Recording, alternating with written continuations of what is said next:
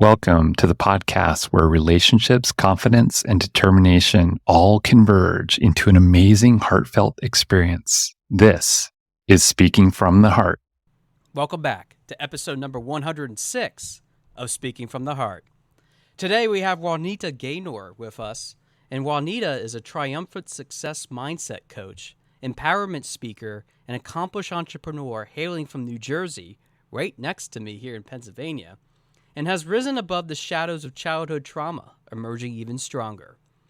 Armed with degrees in business administration and accounting, she leads 5 thriving ventures such as EABJ Consulting and Event Management, Elite Financial Management, Restored to Life Ministries, Stella Publications LLC, and Stella Notary Services. Beyond her entrepreneurial prowess, Juanita is a versatile artist with a flair for music and culinary arts. She hosts the Moving Pastor radio show and co-authored empowering books like I Am Who God Says I Am, 100 Words of Inspiration, and When a Woman Prays. Juanita's life mission is to shine as a beacon of purpose, attributing her achievements to unwavering faith and an open heart. With global expansion plans for her enterprises, she is poised to continue her inspiring journey, leaving a positive mark on the world. And I have to say, with our conversation that we have today, she leaves not just a positive mark. Not only the things that she's achieving, not only rub off on me being an entrepreneur starting out myself, but I think you'll find that the backstory that Juanita brings is not only one of strength, but also determination. One of the values of even my business, for that matter, that push us forward.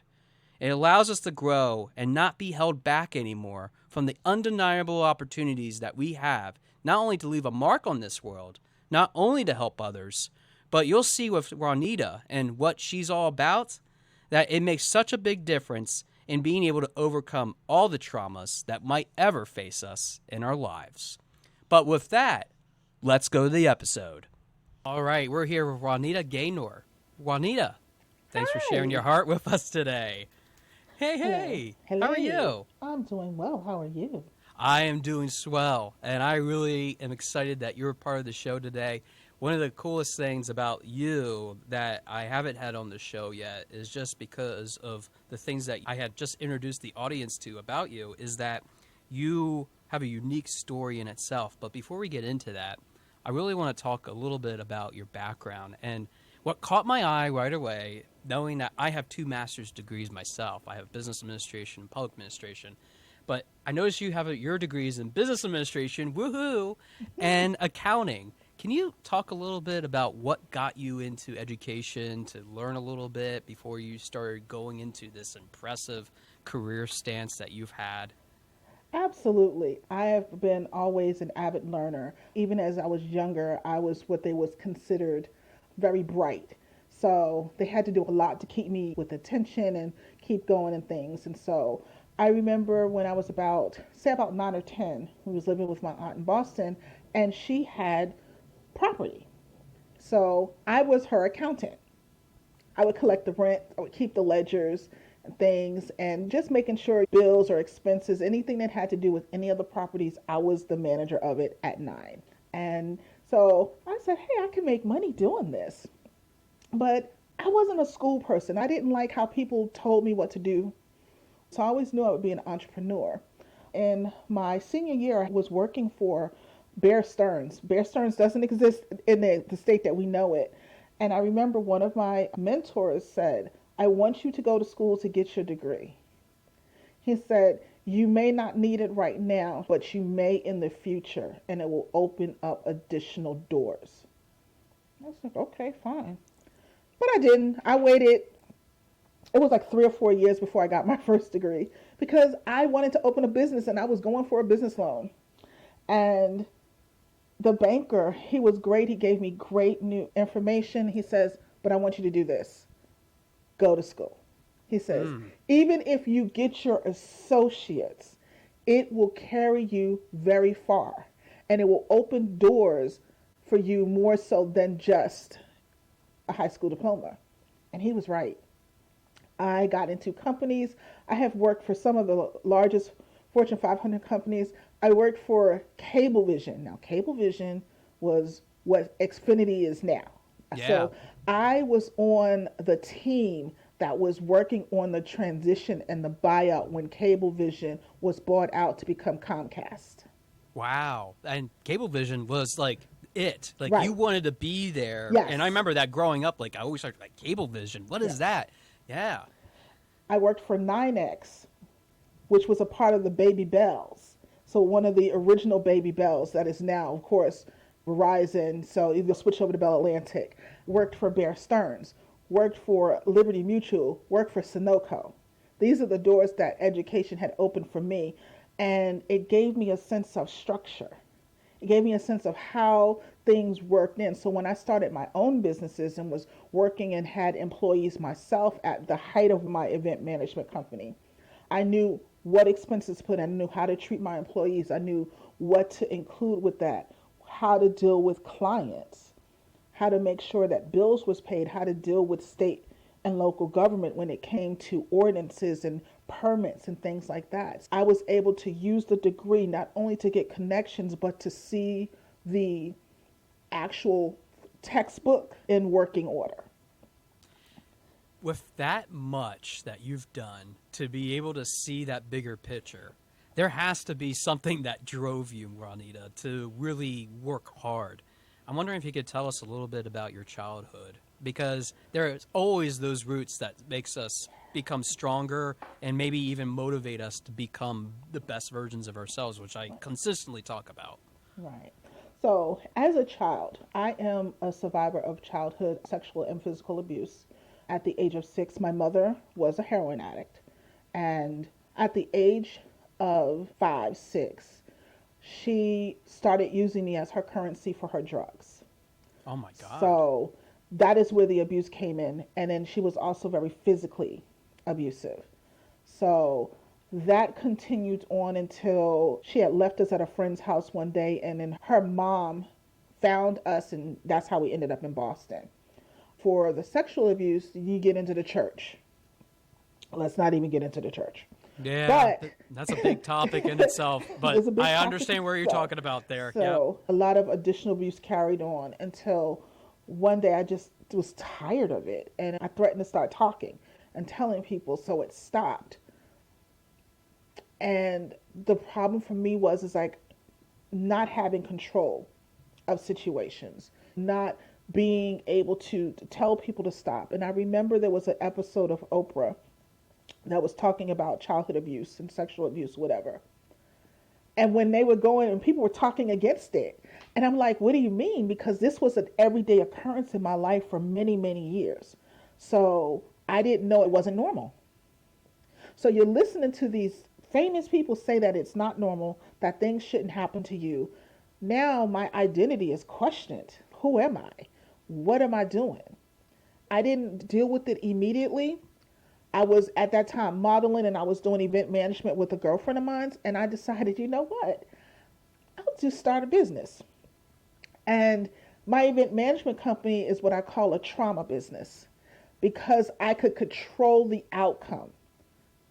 When you look at any type, not all event planners, but most of us come from a life of trauma. And when you look at these perfectly curated events that goes off without a hitch, that the client doesn't know that there's hiccups, that is because that's situations we can control to within a minute millisecond. We pull the shots, we call the shots, and no one else can tell us not to. The people who are reporting to us, you do as we say or you can get the step in. And that is where a lot of my keeping it maintained because I could control everything that's going on. And so I'm like, okay, fine. And I did that for a long time, but I still wasn't happy. Yeah. Then I had a graphic design company for a while, and I was great with that and doing a lot of work with the ministry, and I wasn't happy with that. And so I let that one fall off. But the event management company, I would get back to it. And when I moved to Georgia finally and started therapy, I no longer wanted to do the event management anymore. And I didn't understand why at the time. So, fast forward to the accounting firm. That came out of just basic, everything I did had to do with money. As I've gone through this initial stage of healing, I was working with other women and other small businesses who wasn't having great foundational bases, and they didn't have the money per se to go to the big five accounting firms or find reputable accountants or really could speak to them in the language in which they understand. And that is how the accounting company came about, to help small businesses get greater foundations and stop being audited and sued. Yeah. Because I don't like problems with the IRS. Me and the IRS are friends. Yes, we're all friends here, right? Internal Revenue Service, Yes, do we you are hear me? friends. We Juanita are and I are friends. friends. And Yes. I don't like anybody, because my theory is like once you get involved with them, they never leave you alone. So just do it right the first time. Which I find it funny you just mentioning that, which I have this follow-up because as you were even sharing where all these business ideas came from, there's just this one critical point that made me think, is it because you were starting these businesses that you really wanted to make a difference with other people so that they didn't have to go through the same things that you were going through growing up? Was that your motivation or was it something more? That was one of the motivations. That was the ultimate motivation for me because, again, I could control that feeling. Hmm. You know, even though I hadn't gone through that full healing process, I knew that if I'm doing this, when you're doing somebody's event, you're making a dream happen. You are bringing to life a dream of a little girl who's had since she was a little girl. When you do that 50th birthday party, you're giving someone something that they may have never thought they would have. You're helping their children give them something that they may have never had. When you're doing corporate events or whatever, you're helping the employers do something for their employees. So it's always about helping something on some level. Even in all of the other businesses, it's making sure that somebody's whole. And the thing is, we're trying to make other people whole because we're not whole. We think we'll feel better by making other people whole. Yeah, that is so deep because putting myself into other people's shoes might be like, no, you shouldn't do that. And there's a lot of culture behind that says, well, I'm trying to build myself. You need to stay out of this. But what I think some people forget is that we need to build upon some of the other things that other people have done because they have been doing something really good. And it doesn't mean that you can't ask for help. And sometimes asking for help is the most vulnerable thing in itself to be able to get to that point. And I know that's not exactly what you're saying, but No, in the but bigger, it is. oh, great. Well, I'm glad we're on the same page, Juanita, because I was worried for a second, like, am I on the same page You with building are. what I want to build with you or even somebody else? Because we were literally just talking about this because in your style of working with other people, you're getting into the trauma. You're getting into what they have been through. And my sort of style is finishing. And that's really helping people get to where they want to achieve with their goals after they get through a lot of those things, which doesn't mean, though, that we're not done processing what some of those things up because those can matriculate above the surface. So going into what you do with your consulting, tell us a little bit about what drives you every day to help someone see that opportunity in themselves. I always like to call it the best version of themselves because I think that we all have that capability inside of our hearts to be able to be the best version of who we are. But I don't know, I always find it interesting that people have different perspectives, especially that are on the show. And I'm curious what your perspective is on that. Sure. My perspective with my consulting and coaching company, my perspective is that I want people to actually dig down and identify what really is the problem that's holding them back. What's holding them back from asking for the raise? What's holding them back for getting to the next level? And it's always surrounded about success and money. If you really think about it, trauma always affects those.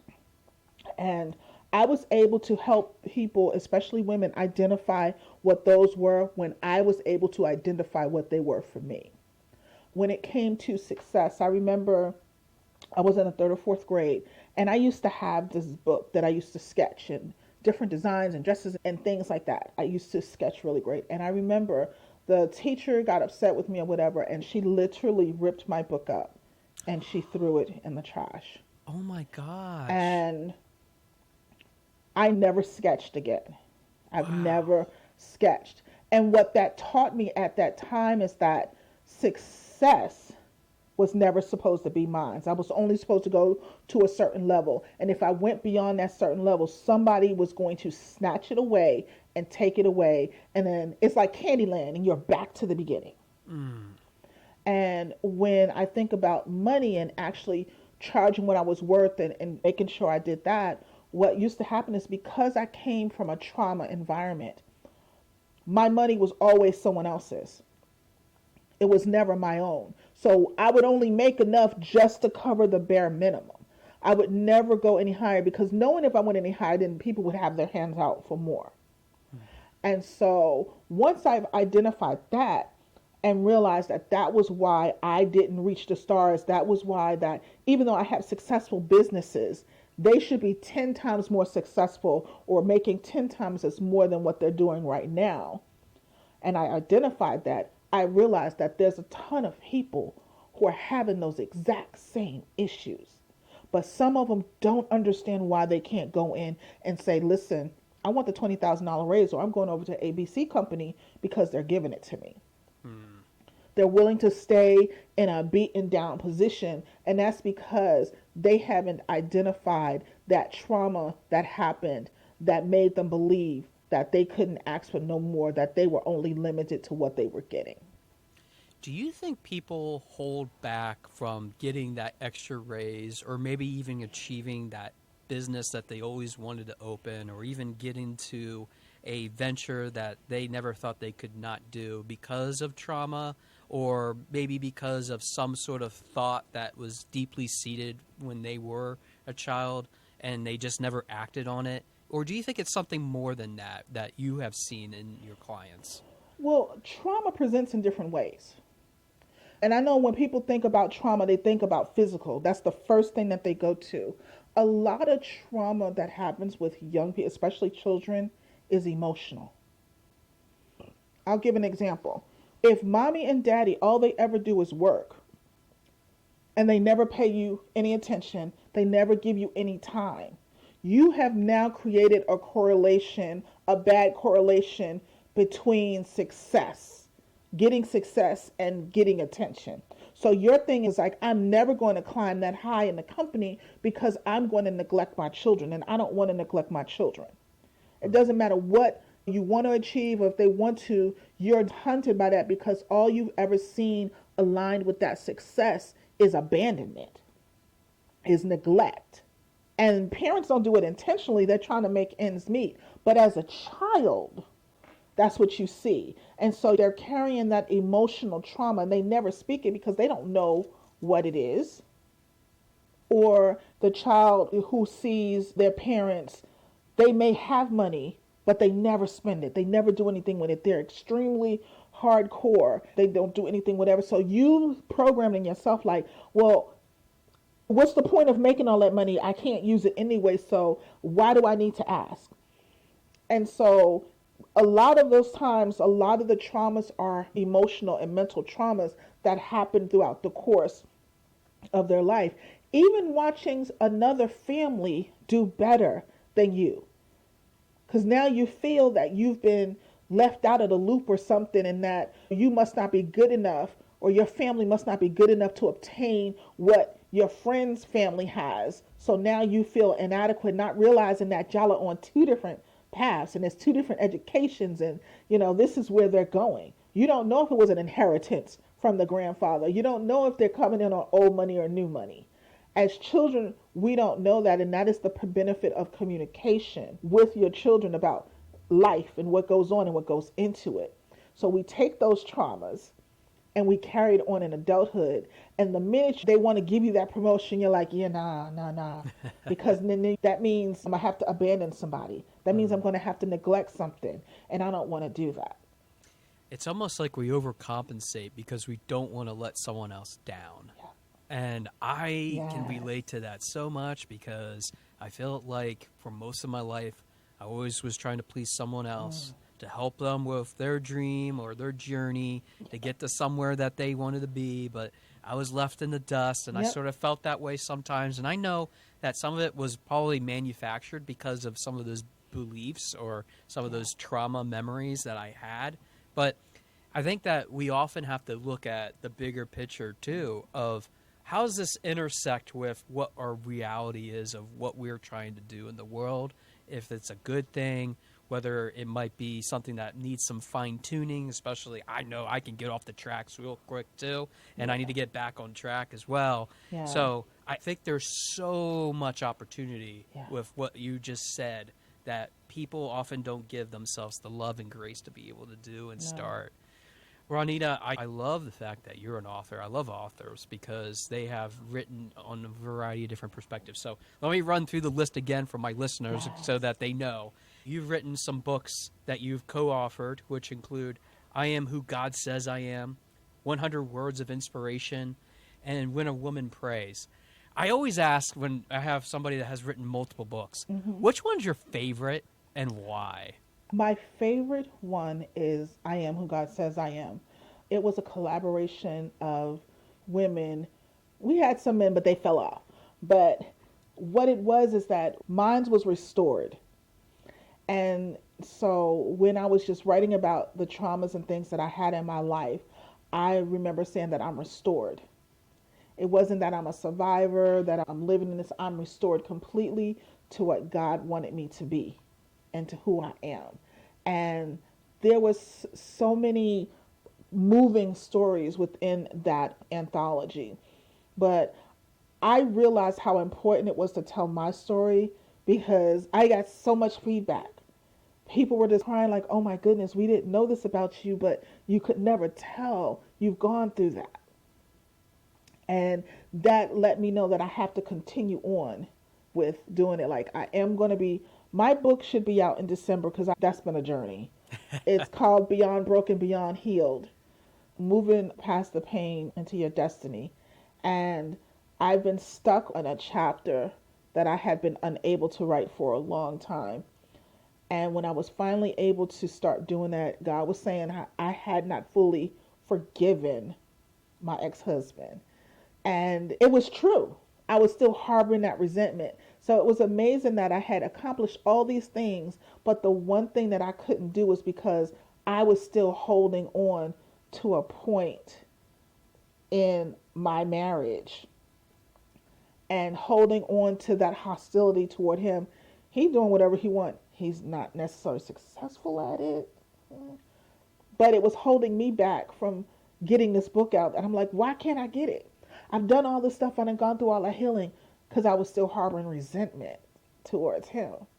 So I want your listeners to know that even in our healing process, we can have moved through past certain things, but there's still some things that could be still holding us back because we keep holding on to it. Because a lot of the times we would rather hold on to the pain instead of letting it go and becoming something new. Because see, we're used to the pain. We know what that feels like. We know what that looks like. We don't know what the new person becomes. Man, were you supposed to be on episode 106? Because you definitely have been on episode 106, because I was literally just thinking about this earlier today, as the day that which we're recording this for my listeners, which now will be several months in the future. But I was just thinking about this because I'm like, yeah, I got a lot of warm, squishy stuff that I need to get out because I've been so comfortable with it, and a lot of it involves pain. But yeah, I like to go back to it because that's just what I'm attracted to. You're so right. We have that magnetism towards it, but that's not what we should be living in, because that's not allowing us to live in that bigger worldview of what we are trying to create. Right. And so that's what makes this conversation interesting for me, Juanita, is you've done all these things and you've written all these things to help other people out. What pushes you to just keep going? Because anybody that has been through your situation, especially with sexual abuse, would easily say, yep, you're right, world, I got to give up. But you keep pushing forward. It's almost like sometimes I even say to myself, there's something driving me. I don't know what it is. It's something that I can't explain, but it keeps pushing me forward. And I've had a lot of different answers on the show. It was God. It was paganism. There was all kinds of different things that have been expressed. What is it for you Right. when you live through this that you really want people to get out of, Juanita, that has helped you to become this person that's just going to continue being a powerhouse now and even in the future? Right. So I'm gonna be honest, God is always the top of everything. But the insight that He has given me from my journey is so that someone knows that they can do this. It doesn't matter what it is. Someone's watching you and you don't know it. They're looking at you to see how you come out the situation. They're looking at you to see how you respond. They're looking at you to see how you serve others, even in sometimes the height of the pain. Because I think people realize or think that once you've gone through counseling and once you got through a certain healing, you're never going to be through pain. I'm sorry, their trauma didn't happen overnight. So the healing isn't going to happen overnight. There's going to be things that re-trigger. And what I say about things that are re-triggering, what that lets you know is that you're still here. You're on the other side. And I would tell somebody, I would rather be on this side of the pain and feel it than to be on the other side and not hear. Mm. Wow. Because in feeling it, it lets me know that I'm still here. It lets me know that there's still some more work to do. But it also means somebody else is going through it. So now I can push. I have more of an incentive now to push to find out what is the core of it so that I can get through it a little bit quicker than when we do the initial ones. We did it a couple of years. Now I have more of an incentive to be like, let me call my therapist. Let me get to the root of this now because someone's watching and someone needs this healing now. Because when I was young, and I'm a Gen X, I'm a Gen Xer, we didn't have the access to mental health.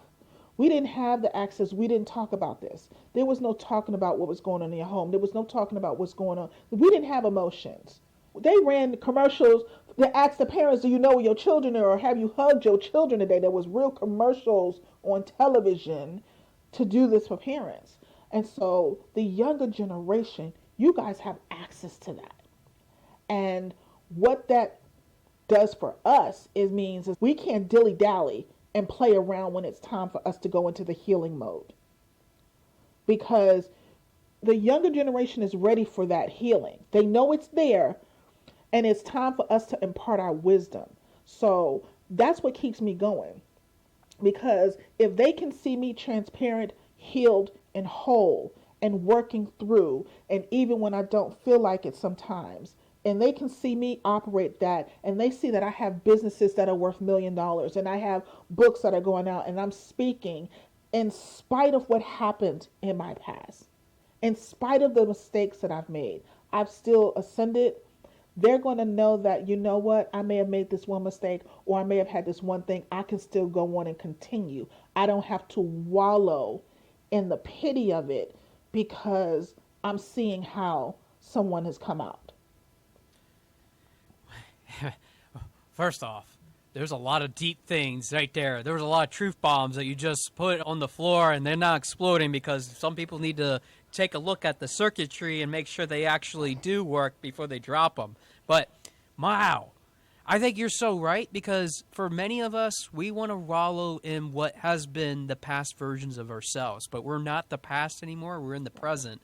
And we got to keep moving with time even into the future. And I think that even for me, this is a hard conversation to have in my mindset that I'm having at this very moment because I have to think about the fact that, wow, there are things that I need to transform, and that means an ongoing process of wanting to move that needle forward. Yeah. So, Juanita, with all that said, I have this last question for you because we're almost out of time, and it's something that you had said in your bio that I've already said to the listeners, but I want to read it again. You said this when you submitted this to be part of our show. You said, with global expansion plans for her enterprises, she is poised to continue her inspiring journey, leaving a positive mark on the world. So my question to you is this. Did Juanita leave a positive mark on the world, or is there still more work to be done by Juanita? Oh, there's still more work. There's still more work. I want anyone who has gone through anything, I don't care what it is, to be like, you know what, I can make it today. I can have this business. Yeah, I may have created it in trauma, but I can make it a global business and help others with it. I know that I can get through anything because she laid the blueprint, because she was transparent in everything that was going on with her life. She didn't hold back. I still got more to lay out there. I love it. You got that sass too, like, what? You think I'm done? No Yeah, way. I'm not done. And I love that because I think we need to have that push, and especially hearing from someone like you that has continued to push that needle forward is really an important aspect of getting not only the motivation, but also the positive creativity, even if we're drawing it in our little sketchbooks that get taken away from us, to be able to go back and get a new sketchbook and just keep on drawing. Juanita, I want to give you the last few moments. How could people reach out to you? I know we really didn't dive much into the 4 businesses overall that you have, but I know there's even more that you're working on. If people are interested in checking out more about you and who you are, where could they reach out? Where can they contact you? I'm going to give you the last few moments to go ahead and share that with our listeners. Sure, they can reach out to me on my website, which is JuanitaEGaynor.com. You can also reach out to me on all aspects of social media at the hashtag at Juanita E. Gaynor. We're talking Snapchat, YouTube, all of them. If you put that in, you're going to find me on all of the major social media platforms as well. I think my pride and joy is my podcast radio show. It's called Moving Past You. And again, we have these conversations. So you can always go to movingpastyou.com and check that out as well. For most important for me is my coaching. It's the coaching and helping people break these trauma bonds so that they can live their most best life. And we're working on our masterclass, which is called Transform Success Mindset Mastery, Transforming Fear into Fuel for Success. And that is going to be launching probably in the summer. Your listeners, I'll provide a nice little package for them so they can get a nice discount on that, because I feel that sometimes we think fear is bad, and it's not always bad. It's fuel. It's what you build foundations with. It's what you change the world with. Mm-hmm. You don't let it stop you, you let it propel you. So JuanitaEGaynor.com is where you can reach me for everything, and you can see about the different businesses, or even on LinkedIn. I think I have everything linked on LinkedIn. You can find everything on LinkedIn. LinkedIn is the house spot, but yeah, just reach out. If there's questions, want to connect, definitely. Awesome. I'll put all of that in the episode notes for my listeners. They want to go check it out. And it sounds like there might be a little bit of a special if you mention Speaking from the Heart when you register. You might get a little bit of a discount with that. So thank you, Juanita, for gifting my listeners that as well. But I want to tell you, this has been eye-opening conversation for me because of what you've been through. But there's something that you said that I never even thought about with my own business that I want to close with, is that we both have something that I never thought we would have in common until tonight, which is we both have trauma businesses.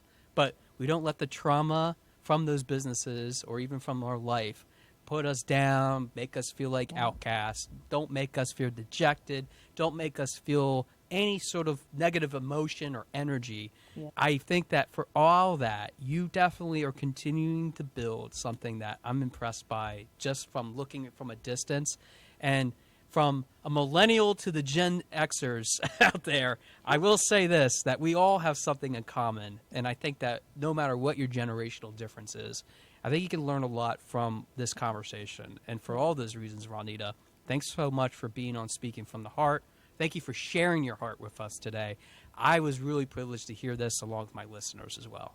You're so welcome. I appreciate you for having me. I want to thank Juanita again so much for being part of the show and just sharing so many amazing tidbits for us. Because if you think about it, how are we able to grow starts with not just our family, not just with all the things that we're learning to be able to become better as an entrepreneur, but it's about learning new skills. It might be even finding a degree for that matter. You might need to find the structure, the support necessary for you to grow into something that you never thought possible.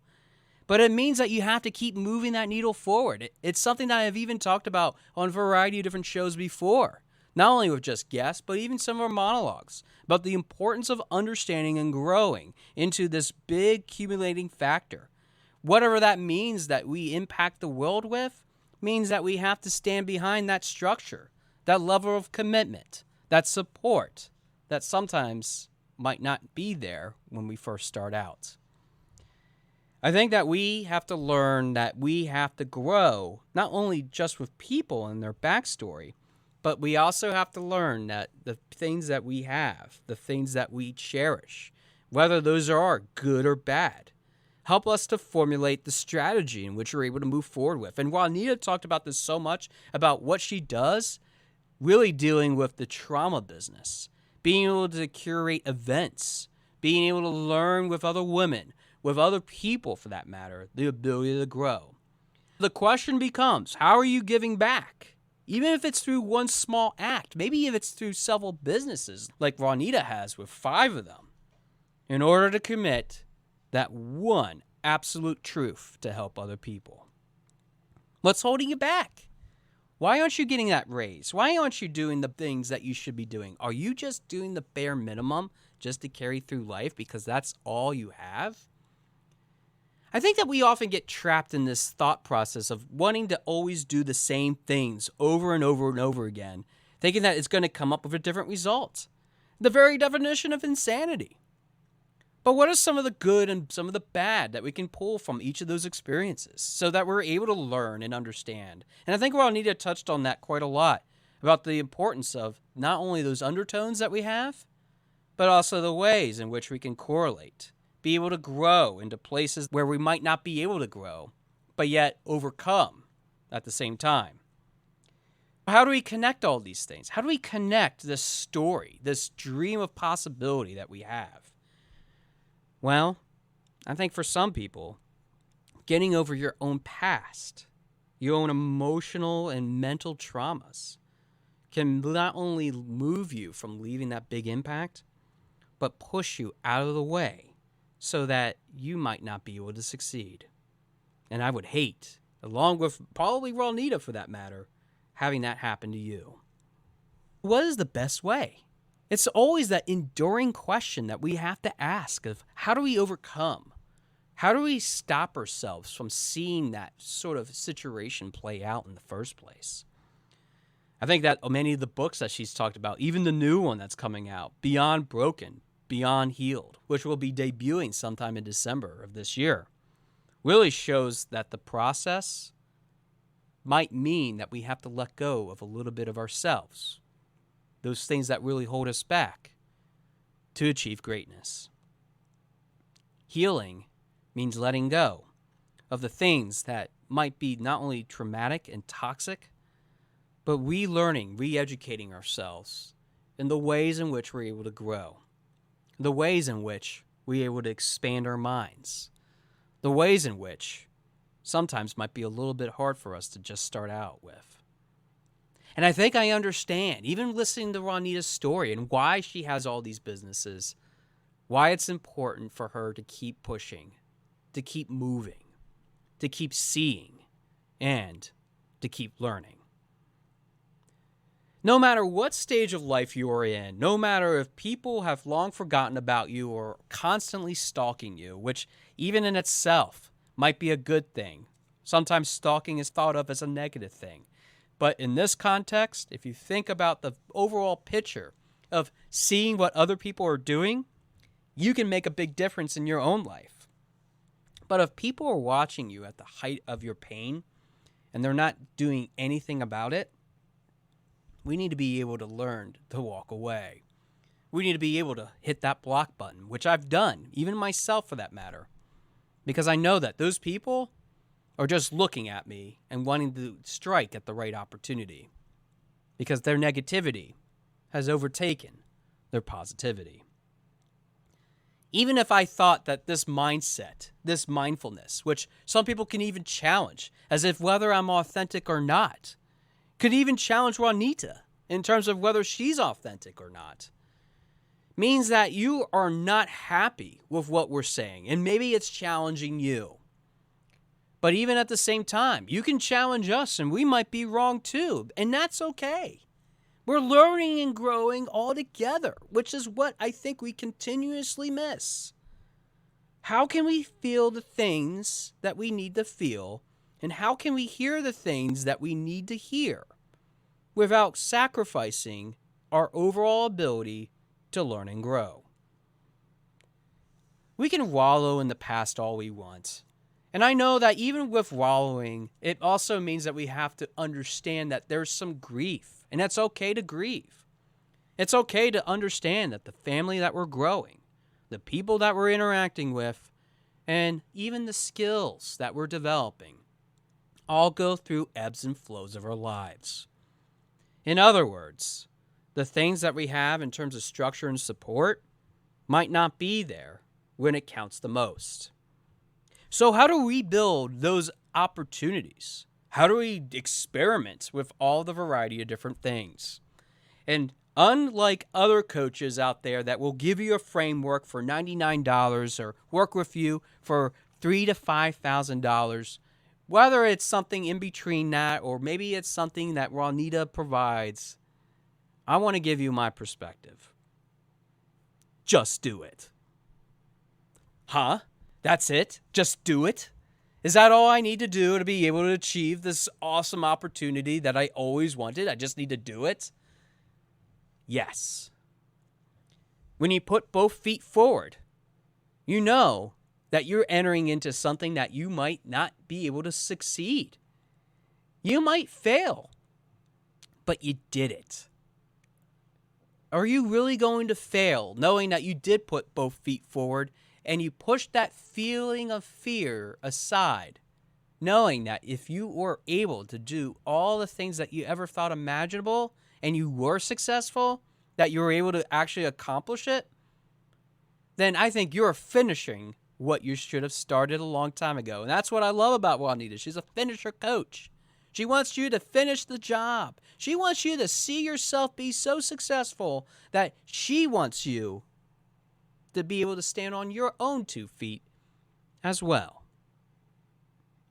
Whether you've been abused, whether you've used drugs, whether you had something else that has held you back, stop letting it hold you back today and just do it. I know it seems so simple. I know that it seems so abstract yet at the same time. What am I exactly doing? What am I exactly trying to achieve? This is where purpose is so important. Not just the purpose of what you used to do, but what you're going to do now. You need to be at the height of not just the things that you're achieving, but at the height of overcoming that threshold of pain, so that even when it feels really bad, when it feels really disgusting to walk through, and that the healing process might still be going on even as you go through this overall identity crisis or maybe even that growth spurt that you're experiencing, just know that people like Juanita and people like coaches and people that are just there that genuinely care about you will be right behind you, putting a hand on the back of your shoulder, holding you up, maybe even lifting one of your arms, one of your legs. Because when they're jumping up and down, so are you. And when you're able to do it on your own, you're going to be able to do that with other people too. When you're jumping up and down, you're succeeding. And I want you to finish what you started because it's worth it. Not just for the things that you have been holding back and doing, but that you're able to get away from the trauma and just do it. The emotions, the mental inabilities that you once thought that you couldn't do, stop feeling them today and start doing what your purpose is all about. Thanks for listening to episode number 106 of Speaking from the Heart, and I look forward to hearing from your heart very soon. Thanks for listening. For more information about our podcast and future shows, search for Speaking from the Heart to subscribe and be notified wherever you listen to your podcasts. Visit us at www.yourspeakingvoice.biz for more information about potential services that can help you create the best version of yourself. See you next time.